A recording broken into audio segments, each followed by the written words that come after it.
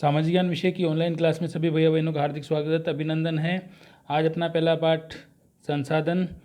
इसके अंदर हम लोग आज का अपना जो टॉपिक है वो है संसाधन संरक्षण। संसाधन संरक्षण का मतलब क्या हो गया, हम अपने संसाधनों को कैसे बचा सकते हैं। तो इसको एक उदाहरण के माध्यम से हम लोग समझ सकते हैं कि देखिए, पृथ्वी पर अगर मान लीजिए पूरा का पूरा जल सूख जाता है और सारे के सारे पेड़ कट जाते हैं तो क्या होगा। आपको पता है कि पेड़ हमें क्या देते हैं, छाया देते हैं, और पेड़ों से ही हम लोग फल फूल प्राप्त करते हैं। जब ये दोनों चीज़ें नहीं मिलेगी तो क्या होगा कि हमारे इस पृथ्वी पर रहने वाले लोग क्या होंगे, परेशान हो जाएंगे और क्या करेंगे, चारों तरफ भोजन और छाया की तलाश में निराश हुए इधर उधर घूमने लगेंगे। आपने देखा होगा कि अभी हम लोग पेड़ों के प्रति कितनी लापरवाही से और उनका दोहन कर रहे हैं, उनको बेवजह हम लोग काट रहे हैं, और बिना पेड़ों के और हमारा जीवन भी संभव नहीं है। लेकिन अगर हम चाहें तो जितने भी प्रकार के हमारे नवीकरणीय संसाधन हैं उनके प्रति हमको सतर्क रहना होगा। अगर हम सतर्क नहीं रहेंगे तो हमारे लिए ये बहुत दुर्लभ हो सकते हैं, जो मिलने में कठिनाई हो सकती है। इसी प्रकार से अनवीकरणीय जो संसाधन हैं वो तो बिल्कुल निश्चित रूप से समाप्त हो जाएंगे। तो हमें क्या करना होगा, जितने भी प्रकार के नवीकरणीय और अनवीकरणीय जो संसाधन हैं जिसका उल्लेख मैंने आपको पिछले वीडियो में किया था, बताया था आपको, तो इनका हमको क्या करना है, संरक्षण करना है। अगर हमने इनका समय पर संरक्षण नहीं किया, इनका उचित उपयोग नहीं किया, तो आगे आने वाले समय के अंदर आपको पता है कि हम लोग बहुत बुरी स्थिति के अंदर पहुंच जाएंगे। इसलिए हमें इनका संरक्षण करना हमारे लिए बहुत नितांत आवश्यक है। शब्दावली देखते हैं। सतत पोषणीय विकास, जितने भी प्रकार के संसाधन हैं उनका सावधानीपूर्वक हमको उपयोग करना है, ताकि न केवल वर्तमान पीढ़ी की अपितु भावी पीढ़ी की जो आवश्यकताएं हैं उसको भी हम पूरा कर सकें। तो जब हम इसका संरक्षण करेंगे, जब हम इसको बचाएंगे, तो भावी पीढ़ी जो हमारी आएगी, आने वाली पीढ़ी है, उसके लिए कुछ ना कुछ हम सुरक्षित रख पाएंगे। अन्यथा हम और भविष्य के लिए, भावी पीढ़ी के लिए हम कुछ भी सुरक्षित नहीं कर पाएंगे। इसलिए हमें इनका संरक्षण करना आवश्यक है। उसके बाद देखिए, जितने भी प्रकार के जो संसाधन हैं, इन संसाधनों का हमें क्या करना पड़ेगा, सतर्कतापूर्वक उपयोग करना पड़ेगा, और वापस इन्हें पूरित करने के लिए, नवीकरण करने के लिए हमें समय देना होगा। इसे अपन क्या कहेंगे, संसाधन संरक्षण। क्या कहेंगे इसको अपन, संसाधन संरक्षण। देखिए, जितने भी प्रकार के जो हमारे संसाधन हैं, इन सभी संसाधनों का क्या करना, अपने को अच्छे प्रकार से उपयोग करना है। और साथ साथ में अभी मैंने आपको बताया था शब्दावली के अंदर कि जैसी आवश्यकता है उस आवश्यकता के अनुरूप और साथ में भविष्य के लिए उनके संरक्षण में हमको क्या बनाकर रखना है, संतुलन बनाकर रखना है। और ये संतुलन क्या कहलाएगा, सतत पोषणीय विकास कहलाएगा। कहने का मतलब क्या हो गया, हमारा काम भी निकल जाए, लेकिन हम भावी पीढ़ियों के लिए भी और इन संसाधनों को सुरक्षित रखें ताकि वो भी इनका उपयोग कर सके।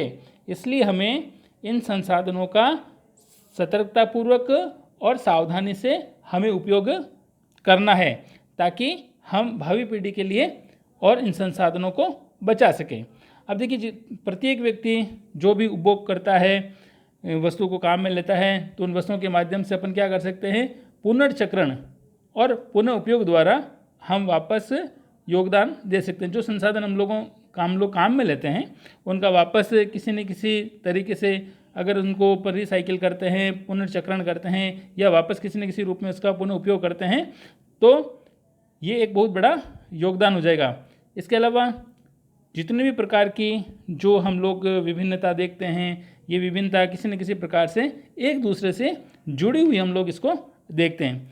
इसके लिए हम देखिए कुछ कर सकते हैं, आपस में मिलकर जितने भी प्रकार के हमारे घरों में समाचार पत्र हैं और जितने भी प्रकार के हमारे घरों में जो पुराने वस्त्र हैं, जो बांस की डंडियाँ हैं, उससे अपन क्या कर सकते हैं, लिफाफे इत्यादि बना सकते हैं। जो थैले हैं वो हम बना सकते हैं। तो इससे क्या होगा, हम जब भी बाज़ार जाएंगे तो क्या होगा, हम जो हमारे घरों में बने हुए जो थैले हैं, ठीक है, तो वो हम साथ में लेकर जाएं। प्लास्टिक हमारे घर के अंदर नहीं आए, इस बात का हमको विशेष ध्यान रखना चाहिए। और कुछ वस्तुएं ऐसी हम बनाकर ऐसे परिवारों को दे सकते हैं जिनको हम अच्छी तरह से जानते हैं, और उनको भी हम ये बता सकते हैं कि कैसे हम अपने इन संसाधनों को बचा सकते हैं, और पृथ्वी के अंदर हम किस प्रकार से पृथ्वी को कैसे वापस हम सजीव बना सकते हैं, इस प्रकार का एक अच्छा कार्य हम कर सकते हैं। देखिए, कार्य की शुरुआत हम कहीं से भी कर सकते हैं। हम शुरुआत में अपने घर से करें। जितने भी घर के अंदर हम लोग एक संकल्प लें कि हम अपने घर के अंदर प्लास्टिक जो थैली आती है उसका उपयोग हम लोग नहीं करेंगे, उसकी जगह हम अपने घर से थैला है वो लेकर जाएंगे। तो देखिए, हम छोटी छोटी बातों पर अगर ध्यान देंगे तो हमारा जो उद्देश्य है संसाधन संरक्षण का वो पूरा हो सकेगा। तो देखिए, आपको पता है कि कागज़ बनाने के लिए बहुत सारे पेड़ों को काट दिया जाता है, और पेड़ों से अभी मैंने आपको बताया था कि हमें फल मिलते हैं, छाया मिलती है। तो पेड़ हमारे जीवन के लिए बड़े आवश्यक है। लेकिन हम अगर घर पे कुछ संकल्प कर लें, जैसे कोई फालतू में कोई लाइट जल रही है या नल खुला चल रहा है, तो हम स्विच ऑफ करें, और जहाँ पे भी नल चल रहा है उसको हम तुरंत बंद करें, क्योंकि जल है तो जीवन है। अगर जल को हम बेकार करेंगे तो हमारा जीवन भी और बिना जल के संभव नहीं होगा। इसलिए जल की एक एक बूंद को हमें बचाना है, वो हमारे लिए बहुत महत्वपूर्ण है, बहुत मूल्यवान है। तो हम सब मिलकर, आप जितने भी छोटे भैया बहन हैं, अगर घर के अंदर ही, घर से ही शुरुआत अपन छोटी छोटी चीज़ों की करें कि मैं बिना वजह अगर लाइट जल रही है तो वो नहीं जलने दूंगी, उसे मैं तुरंत बंद करूंगी। अगर नल खुला रह जाता है किसी गलती कारण से, तुरंत पानी को बचाऊंगी, पानी के लिए मैं नल बंद करूंगी या करूंगा। और इसी प्रकार से हम कोई भी जो अनावश्यक चीज़ है उसको हम फालतू नहीं जाने देंगे। इस प्रकार से हम ध्यान रखेंगे तो सब काम अच्छा हो जाएगा। अब देखिए, हमारी पृथ्वी पर निवास करने वाले जो लोग हैं वो अगर पेड़ पौधों और हमारा जो ये परितंत्र है इसकी सुरक्षा से जुड़े हुए कुछ कर्तव्य हमारे हैं, अगर हम उनके ऊपर ध्यान देंगे तो निश्चित रूप से और हम और अधिक अच्छा कर सकते हैं। सबसे पहली बात है कि जितने भी प्रकार के नवीकरणीय संसाधन हैं उनका उपयोग हम सतत पोषणीय विधि के माध्यम से करेंगे। दूसरी बात है, पृथ्वी पर जीवन की विविधता संरक्षित की जाए।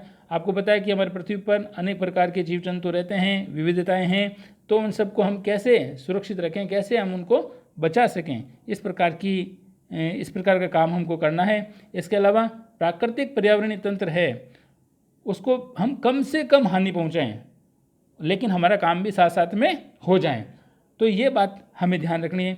इसके अलावा देखिए, सतत पोषणीय विकास के कुछ सिद्धांत भी हैं। क्या करना अपने को, जीवन के सभी रूपों का आदर और उनकी देखभाल करनी है।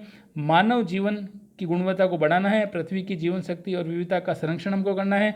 प्राकृतिक संसाधनों के जो ह्रास हो रहा है, नुकसान हो रहा है, उसको कम से कम करना है। पर्यावरण के प्रति व्यक्तिगत व्यवहार और अभ्यास में अपने को परिवर्तन लाना है।